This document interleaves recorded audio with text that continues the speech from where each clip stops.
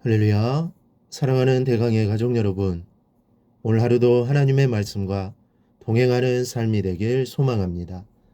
오늘 함께 나눌 하나님의 말씀은 마태복음 9장 1절에서 8절 말씀입니다. 예수께서 배에 오르사 건너가 본 동네에 이르시니 침상에 누운 중풍병자를 사람들이 데리고 오거늘 예수께서 그들의 믿음을 보시고 중풍병자에게 이르시되 작은 자야 안심하라 내 죄 사함을 받았느니라. 어떤 서기관들이 속으로 이르되 이 사람이 신성을 못 오가도다.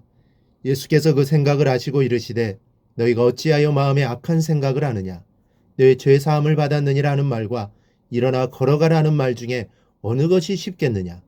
그러나 인자가 세상에서 죄를 사하는 권능이 있는 줄을 너희로 알게 하려나 하시고 중풍병자에게 말씀하시되 일어나 내 침상을 가지고 집으로 가라 하시니 그가 일어나 집으로 돌아가거늘 무리가 보고 두려워하며 이런 권능을 사람에게 주신 하나님께 영광을 돌리니라. 아멘. 우리나라 사람의 사망 원인 중 제1의 원인이 무엇인지 아실 줄 압니다. 바로 암인데 이 암의 발생 원인 중 가장 큰 비중을 차지하는 것이 무엇인지 아십니까? 위암은 맵고 짜게 먹어서 생기는 것이고, 폐암은 담배를 많이 피워서 생기는 것이고, 간암은 술을 많이 먹어서 생기는 정도로 알고 있습니다. 그러나 어떤 암이든지 그 암을 유발시키는 제1의 원인은 스트레스입니다. 이 스트레스를 우리말로 하면 근심이라고 할 수가 있습니다. 사람들은 행복해지고자 하는 욕구가 있는데 이 욕구가 채워지기는커녕 도리어 현재마저도 불안하고 미래가 보이지 않을 때 사람들은 불안해하고 근심합니다. 특별히 요즘같이 코로나 팬데믹으로 인한 상황에서는 더욱 그렇습니다. 사실 따지고 보면 근심 없는 사람이 어디 있겠습니까? 정도의 차이는 있을지 몰라도 누구에게나 근심이 있는 것만은 사실입니다. 오늘 본문에 보니 이렇게 근심에 쌓인 한 사람이 등장하고 있습니다. 그는 중풍병자입니다. 움직일 수조차 없어서 여러 사람이 도움을 받아 겨우 예수님께로 나올 수 있었던 심각한 상황에 놓여 있는 사람이었습니다.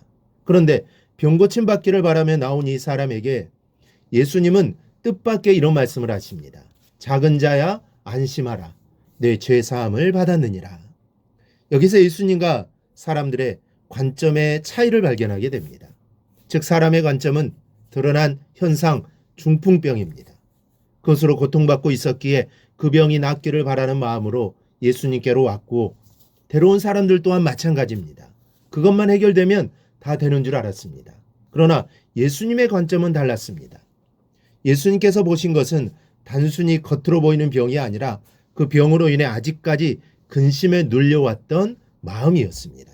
그래서 안심하라고 하셨고 당시의 병은 죄 때문에 온 것이라고 생각되었기 때문에 죄 사함을 받았다고 말씀하신 것입니다.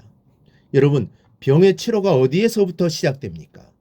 몸이 아픈 것이니 아픈 곳부터 치료가 되는 것입니까? 그렇지 않습니다. 의사들의 말을 들어보면 환자가 마음에 나을 수 있다는 확신을 가질 때 치료 효과가 훨씬 빠르다는 사실을 알 수 있습니다. 어느 군의관이 이런 고백을 했습니다. 햇병아리 군의관이 야전병원에 배치되어 부상병을 치료하면서 자신도 모르는 사이에 상처가 심하군, 큰일 났군, 이제 어떻게 하지, 마침 약도 다 떨어졌는데 이런 말을 내뱉곤 했습니다. 그런데 어느 날 이 군의관은 한 가지 놀라운 사실을 알게 됩니다.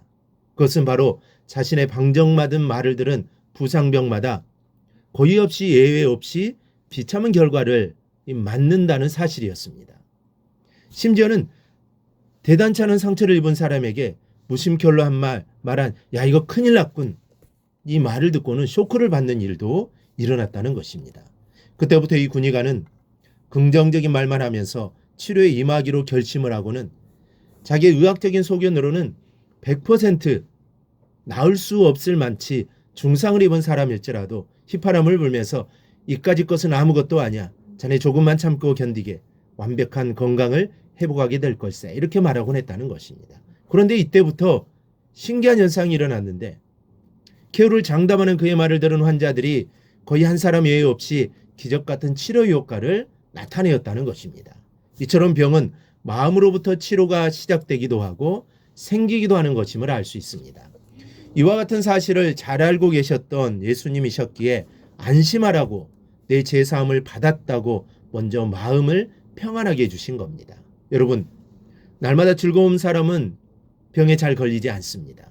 설사 걸린다 해도 쉽게 회복이 됩니다. 그러므로 건강의 제일 첫째 비결은 근심에서 벗어나는 것입니다.